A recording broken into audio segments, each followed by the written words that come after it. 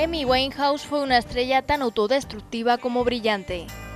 Fue responsable de popularizar y revivir el soul durante la década pasada y también de acercarlo a las masas en una época en la que el folk y la electrónica inundaban las pistas de baile, los festivales y las emisoras de radio.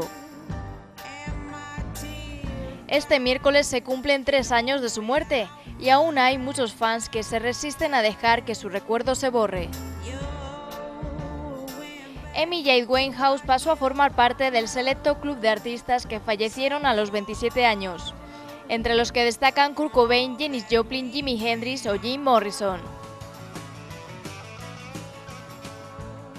Al igual que todos ellos, su vida estuvo marcada por el abuso de drogas y alcohol. En un primer momento, la muerte de la cantante británica se relacionó con el consumo abusivo de sustancias ilegales, pero meses más tarde los resultados de la autopsia revelaron que había perdido la vida a causa de una gran ingesta de alcohol, una adicción que resultó letal.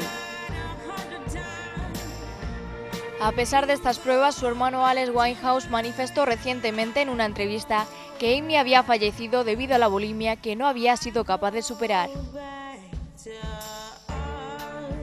Pese a los numerosos conciertos en los que el artista no pudo esconder su delicado estado, han quedado para el recuerdo muchas actuaciones con las que demostró su dominio de la voz.